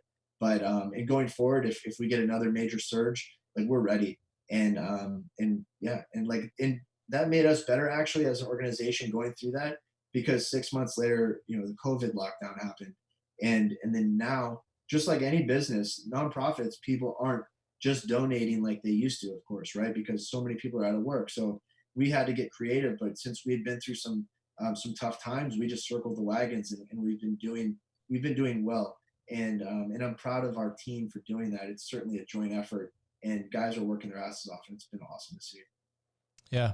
I've been lucky enough, honored to have been at one of your board deliveries where you got the guy in the water, for the first time on his board. His name was Nate. And I was out there, and he had a hard time moving his legs because he had a back injury. Nate Hamilton. Hamilton. Yep. Yeah, Yep. that dude's awesome. Yep. Shout out to Dave if you're listening, man. I love you. Yep. And he got out there and got in the water, and I got to see it kind of, happen right before my eyes. Somebody getting out there, catching a wave, surfing, feeling that joy, that excitement, being a part. Another thing about the water for people with lower extremity injuries is, the buoyancy, floating, surfing, riding a wave. I've heard it feels like you're on your feet again, or you forget that you have a disability or whatever, like slowing you down a little bit on land. But once you get in the water, it's like, there's no difference. And you mentioned that earlier too. Once you're on the wave, once you're in the water, you kind of feel equal, again, out there, like fully out there doing things, being a part of things, active, which is, I couldn't imagine being, in my 20s or even now, doesn't matter, any age, and then losing the ability to go be active. For veterans, for people in the military, obviously very physically active.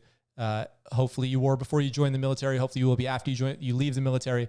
But to have that stripped away in an instant, going from a marathoner, a weightlifter, CrossFitter, just outdoorsman, hiker, and then losing that, I can try to put myself in that headspace, and it's dark. Yes. Yeah. And it happens, it happens to the baddest, most hardcore people, you'll ever meet. And it happens to the best of them. And that is certainly a big part of what I am trying to do with being on your podcast, and as being, like I was mentioning, unofficial kind of advocate for mental health for veterans, because I just, I have seen with my own two eyes the baddest dudes and gals out there who are physical studs. They've done awesome at everything they've ever done, and all of a sudden they've lost a limb, and then now they're in a downward spiral. And and it's like, whoa, what happened? You're still you. And they're coming to grips with, no, I'm not me, quote unquote, because they've always associated with that old self of having all their limbs. But I will tell you this much, that is all in your head if you are one of those people, and getting back involved in activities and seeking help and not suffering alone, and laying off a lot of the booze. Like you can get yourself back. And I'll tell you what, like we have one guy, Tommy Cunahan, who's a big wave surfer. He was invited on the adaptive big wave surfing championships, and he is missing a leg from the knee down. And I wish I had him in here, because he is one of the more motivating people that I've ever met, and he is fearless, and he can do it. Like I mentioned, Dan Kanasan, lost both his legs above the knee. He's charging double overhead waves in Indonesia. Owen, by the way, is a Paralympic gold medalist. No big deal, but he was my hero, like I said. But there are so many vets out there that have struggled with that, or most commonly just a guy or a gal who's just struggling with something mentally, and they just don't feel like they deserve it, but you do deserve it. So another thing too, like we do surfboards, but we also, anything that can catch a wave, we also open up to. Like I mentioned, we have a wake surfing chapter in Texas, and we are getting involved in the wake surfing community for our veterans. We also do body surfing for people who don't know. Surfing a wave by just swimming into the wave with some fins, and it's called the hand plane. But basically, imagine like a little paddle, I suppose, on your hand. So we do that. We do boogie boards, whatever you want to call it. Stand-up paddle boards that vets can surf a wave on. So anything that, because we believe in being in the ocean, or in the case for the Texas guys, the lake or the river, certainly being in the water and being in the act of a flow state, like catching a wave, is where that money's at. That's that secret. I didn't know all that. That's amazing. Will you guys ever have like a branded equipment that you would sell? Have you ever thought about that? For non-adaptive or non-disabled people who just want to get some gear? Yeah, we have, and we've toyed with it. Right now on our website, we have 2 surfboards that you can buy that are beautiful shapes by the same shapers and the same glass, meaning the lacquer, if you will, that you epoxy, or the resin that you put on the board to make it waterproof. But it's a beautiful made board, you can buy those on our website. However, in the future, we have toyed with the idea. It's just, we're growing so fast that, that's an awesome idea. And we do want to do it. It's just, of course, our priority has to be when it comes to surfboards, cranking boards out for our vets. And so until we kind of can keep up or, have a little bit of time to breathe, then we'll do that. But I like that idea. We've always liked that idea.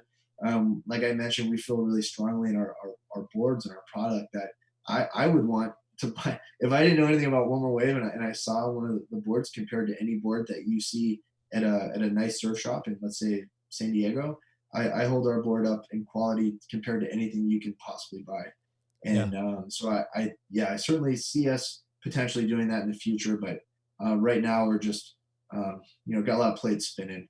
Yeah, I would love it. And I agree as far as quality goes, as far as design and material and, the person creating them, that has a good name behind it. I think it would be so cool to one day in the Navy Exchange be able to buy One More Wave paddles, One More Wave surfboard. Yeah. And knowing that, if you buy One More Wave equipment, not only is it as good in quality, and I guess you can do that. So if you're listening, you go buy the surfboard now on the website. Not only is it as good in quality as the One More Wave brand is, so it's not like you're missing out on anything. In fact, the opposite, you're getting more, but then you're supporting One More Wave in there on your mission, which will continue to grow and expand in the trajectory that it's going of helping vets. Absolutely right. Yeah. If you buy one of those boards, the profits that come off of it are going right back into providing a surfboard for a wounded or injured veteran. So yeah, absolutely. But we have, if surfboards are out of your price range right now during COVID, certainly our t-shirts are a big hit. When we were making them, we always wanted them to be like the best shirt you've ever worn or that you own. And I'd like to take anybody up on that challenge, that if you think it's not, go ahead and email us at admin@onemorewave.net. But those t-shirts, stickers, hats, that type of swag, that surprisingly, that really helps propel us, really helps fund a lot of our surfboards being created in our organization. And it couldn't have, I owe a lot of that to just our supporters. If it wasn't for them, I mean, you could have, let's face it, you could have the coolest shirt ever, but it's not going to help just truly run a nonprofit. And it's not the shirt, it's the supporters that, believe in us, buy the shirt, wear the shirt. And so that's another way. But certainly, yeah, we have ideas of branching out, but it's just one thing at a time, I guess. Yeah, I think that's the right move. You do things when the time is right, kind of in life in general. Right. You shouldn't rush it. Take your time, and it pays off in the end. You want to get the right thing out at the right time. The shirts, I own a few One More Wave shirts. My wife does. I can say that they are super comfortable, and I love the designs, and I love rocking them and wear them anywhere we go. Totally a supporter. We're out there as a fam rocking One More Wave all the time. Awesome. And like I said, I see people out there, wearing their One More Wave shirts everywhere I go. Anytime I'm in a military town, military community, it's definitely a very, very common thing to see. So Alex, as we get to wrapping up here, which has been an amazing episode, and it's been a real pleasure to have you on. Is there I have a question for you. In the effort to make this show helpful for people who are, transitioning out of the military, making decisions on their career, or maybe they haven't even joined the military yet and they're thinking about it. You retired from the Navy. My question is, was retirement worth it? Aside from loving what you did and wanting to do it, how are you set up in life afterwards now that you're retired and kind of settled into that life with TSP, retirement? Has all that stuff kind of paid off the way you thought it would? Yeah, no, that's an interesting one, because when I joined the Navy, I joined on a 4-year contract. So I truly thought to myself, I mean, I didn't know much about the military, but I just knew, like, cool, I'm going to try for the SEAL thing. Hopefully it works. If it doesn't, okay, I'll be on, a ship in the Navy and I'll get to see the world. And when I get out, I can go to college on the GI Bill, right? So that's probably what a lot of people think, join the Navy, just do 4 years, whatever. But, like as we talked about, September 11th happened, and then things got exciting, and before I knew it, no joke, I became that guy that is like, before you know it, 20 years will hit you. Like that was totally me. And at some point in time, I was that guy who was like on his first year having some like old geezer telling him like, before you know it, it'll be over. And and that became me. So next thing you know, it was 20 years. And I will say this, it has been, I am so glad that I finished out my time and retired, because I am hooked up with some great benefits. I know if you're probably 21 years old, you're like, whatever. But when you get a little older, you get married, like things like that are important. And so, certainly medical benefits, I get VA benefits, I get compensation for disability, and then obviously my retirement. And so that actually is a lot. I'm not like Scarface, money, like wearing Scarface mansion or anything like that. But we have we're fortunate, and that augments whatever you're doing when you get out, when you start a second career. So you just happen to get this check that comes every month. And people that I have that I worked with in business who weren't veterans would always ask me like, wow, hold on a second, you get how much a month, like just for the rest of your life? I mean, I retired at 38, so there's not many programs out there that allow you at 38 to start collecting, retirement. And so like being a retiree, but especially when COVID happened, I actually recently resigned from my job in business, and the timing couldn't have been worse to resign from that, right? I like had resigned from it, and then 2 weeks later, it was full on lockdown. And I've picked up a couple small things here and there, and obviously I'm working volunteering for One More Wave. But if it wasn't for that paycheck still that was coming in, I would probably be extremely stressed out right now, because no matter what, my mortgage is paid, all my bills are paid, and grocery, standard of living has not changed, and that's all from my military retirement. And so if anybody is out there and they're at their maybe 16-year mark, I would say, you know what, it's been a long ride, but you should just finish it out, find some like a Twilight tour, and set yourself up. Because I don't know, honestly, if we didn't have that, because my wife also, she's back to work now. She's a hairstylist, but she was out of work too. So we would have both been out of work for 2.5, almost 3 months. And just, that's it. That's where we would have been. But thankfully I had that money coming in. And also, of course, the, medical and all of that as well. So, yeah, I couldn't be happier. And I didn't realize, it was very humbling for me to realize how big of an impact that would have when you didn't have anything. And that was still coming in. Awesome. All right. Thanks for sharing that. I was wondering, looking back on old episodes, I've had very few retirees, military, not like, it sounds like when you say that you're talking about like somebody who's older, but yeah. Like you said, you retired from the military at 20 years, you're in your 30s still, if you joined when you were 18. So I've had very few on, so it's good to hear from that perspective. And that's, I think, a lot of people wonder, you hear about like TSP, $1 million sailor, all this stuff, and retiring and benefits, and how much you'd have to make to, make your salary outside. But then you kind of want to hear it where the, put your money where your mouth is, so to speak. In this case, like, did that all shake out the way that, you thought it was going to, or would you provide any tips to anybody else? And thanks for sharing that. That's definitely extremely helpful. Absolutely. No. And then I like to end it like this. There's only one question that matters. Are you happy? Yeah, man. Yeah, I'm real happy. I mean, even with, as the sky's falling and everything with this pandemic, I have been able to channel, my extra time into helping out One More Wave, and to doing other things to help improve myself. So to answer your question, short answer, yes, I'm happy, and life's good. Good. Great. Glad to hear it. It's really, at the end of the day, it's the only question you really need to be asking yourself when you lay your head down at night. Are you happy? That's right. How about yourself? I'm happy. I'm so happy. Good. Yeah, it's great. Awesome. That's the goal, man. That's where we all want to end up.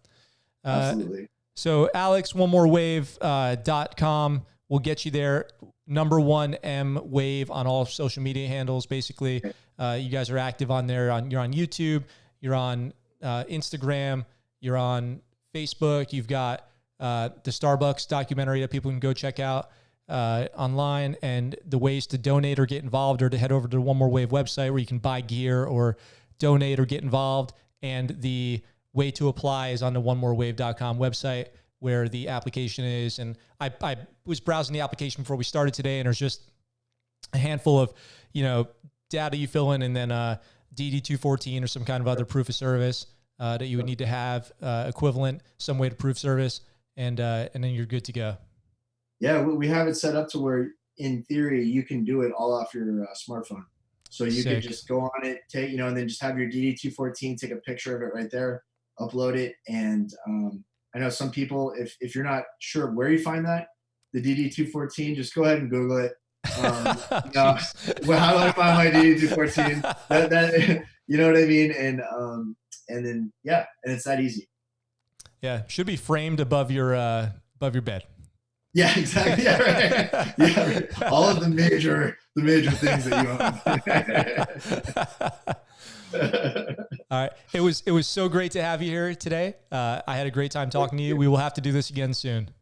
I'd love to. I really mean that, and I mean it when I say, like, thank you so much for the opportunity to come on and be able to share One More Wave, veterans mental health, and also to catch back up.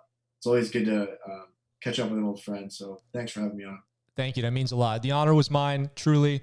What you guys are doing is remarkable, honorable, and motivating. And I don't know, it puts the lift under your wings, so to speak, when after I talk to somebody like you and the guys at One More Wave who are just, finding another way to serve, which is, just, you didn't, like we said, you didn't know how this was going to go when you started it. You walked into a bookstore and you found how to start a nonprofit for dummies. And thankfully you didn't turn and run. You went for it. And, and we didn't even talk about lessons learned along the way about running it and taxes and accounting and, hiccups. We'll save that for next time. But look at where you are now with 400 riders, a huge outreach organization, chapters all around the world. It's a beautiful thing. It's great. Yeah. Well, it's humbling. And for the veterans out there, it's for you. So don't just, like I keep saying, don't just sit there and think, I don't deserve it. You do deserve it. Just get on the website, go to fill out your application, and we'll see you in the water. Oh, that's awesome. I'll leave it there because that can't top that. All right, Alex, thank you for everyone listening. Yeah, truly. And we will talk to you guys soon. Out for now.